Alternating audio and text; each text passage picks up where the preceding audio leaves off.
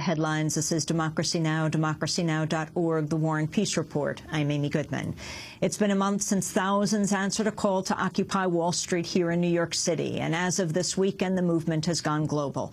On Saturday, as thousands marched in New York's Times Square, people also took to the streets in more than 1,000 cities in more than 80 countries. From Buenos Aires to Toronto, Kuala Lumpur to London, people rallied against corporate greed and budget cutbacks, demanding better living conditions and a more equitable distribution of wealth and resources.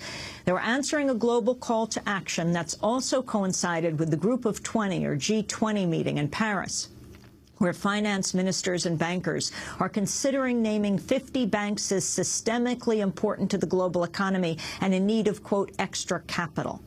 In Athens, Greece, as the country braces for a general strike, thousands of people gathered in the center of the city, in Syntagma Square, to protest austerity measures and corporate greed. Independent journalist Brandon Jordan was on the scene and filed this report for Democracy Now!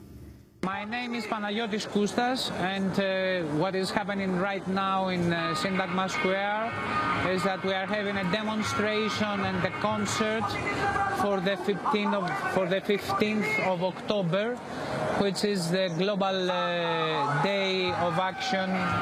My name is Nikos Markogiannakis, and I just came here because I want to see things changed. My name is Katja Yahat. I'm actually German. I've been living in Greece for 6 years. I think that we should all kind of think about what is going to happen in the future and how we can contribute to it. People came because they want to see things changed. We think that Greece doesn't deserve all this. What happened after Troika arrived in Greece is a simple disaster. A lot of people are losing their jobs.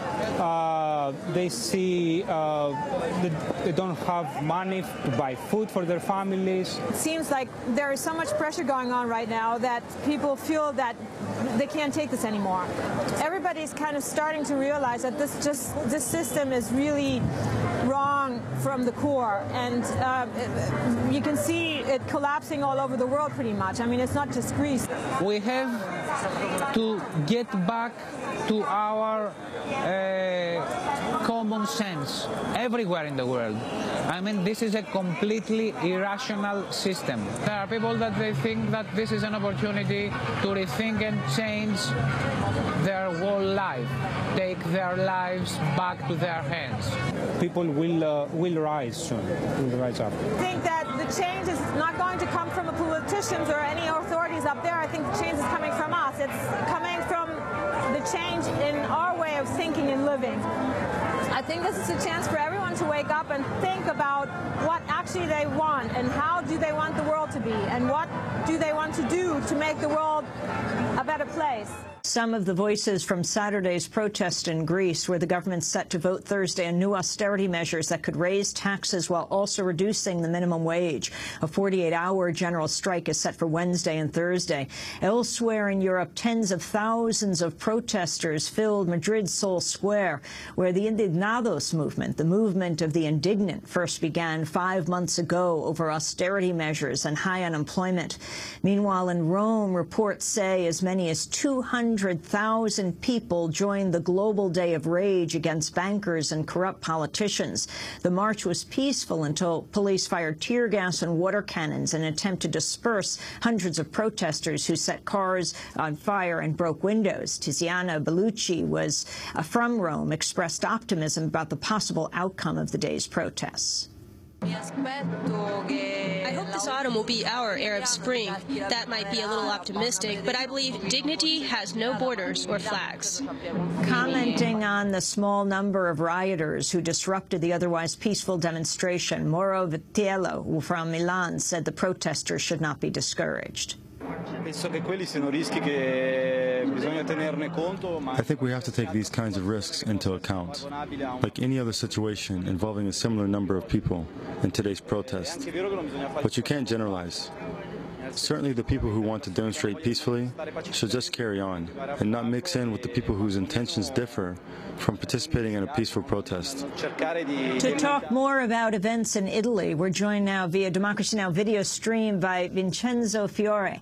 He's a member of the Sinistra Ecologica, the left-wing party headed by Nichi Vendola. He is also a member of the horizontal association, TILT, mainly composed of students and precarious workers. TILT has been active in the organizing committee for the demonstrations in Rome. Vincenzo, welcome to Democracy Now! Describe what happened this weekend and some of what are believed to be the largest protests in the world. Yeah, hello. Good morning to you all. Basically, what happened is that we had the biggest march, as you already said, and we also had the only one with violence.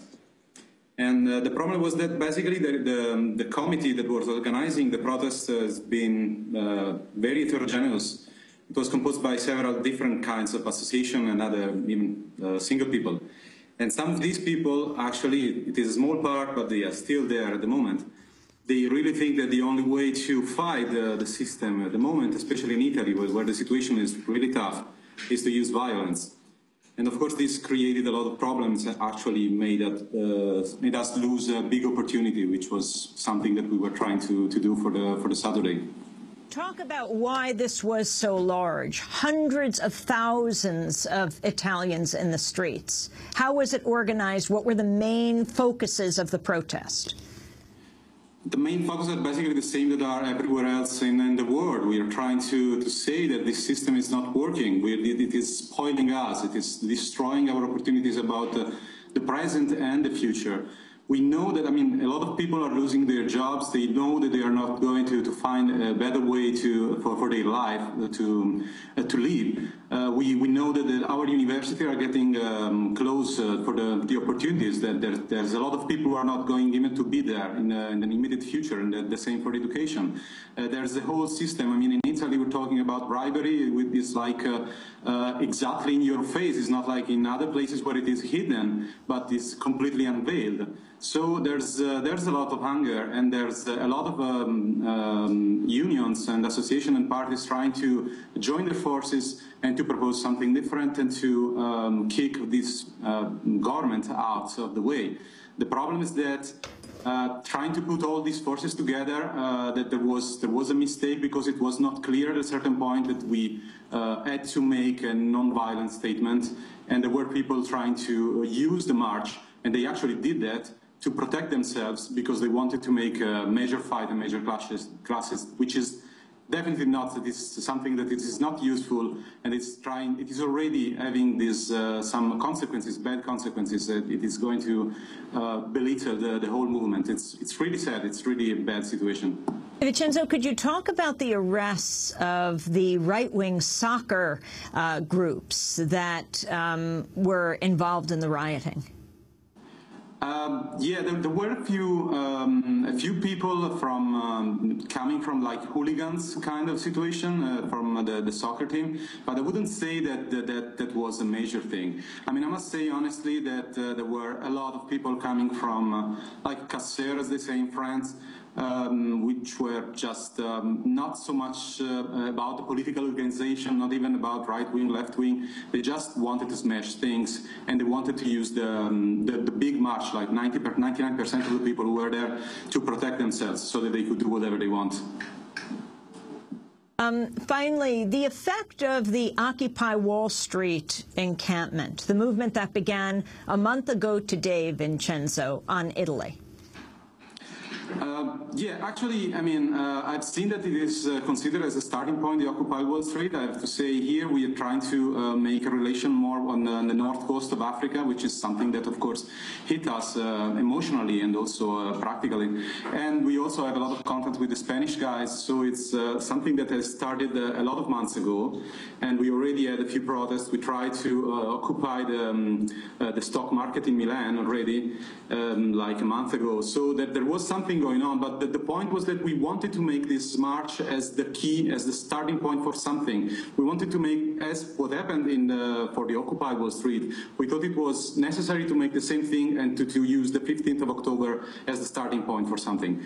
And it was not possible. We had to occupy this main square in Rome, And of course, it was we didn't manage to do that. We programmed a lot of assemblies into discussion about what to do and what are our proposals about how to change the things. But everything was just destroyed. That's the sad thing. I mean, everybody here is just really worried about what is going to be in the future. We are trying to tell ourselves that we have to keep on working, and we have a lot of things to do. We don't have to get afraid and scared by these people, but I think we need another couple of days to try to reorganize everything. And the significance of Berlusconi, who he is, and his power as both the leader of the government and also the major owner of the media in Italy, and how your protest is even covered. Yeah, it is actually usually most of the marches that we had in the last like 5-10 years, they are not covered, or they are just presented in a way that it is different from what they are. It's really difficult to understand what is going on here from the point of view of the media. And it's not, I've seen that there are difficulties also in trying to explain exactly how the government is messing with our life, just because they have to protect the single man, which is the Prime Minister, from his legal problems. So the whole government is, it only has one goal, and all the people who are around it, they depend on the figure of Berlusconi, because otherwise they would not be elected again. And the thing is that they don't care about what is going on about the crisis, they don't care about what is going on about the jobs. So the whole situation is completely stuck. This creates a lot of frustration. And we are trying to make a lot of protests, to organize, to put all themselves as TILT is the organization I belong to. It's basically a network of other people trying to talk to each other and to try to make something more, because also the left part of the parliament, it's completely useless at the moment. They don't know what to say. They are trying to make some kind of agreement inside the parliament, talking about not real life. That's the thing. They are out of reality, and we don't know exactly how to make the system work again.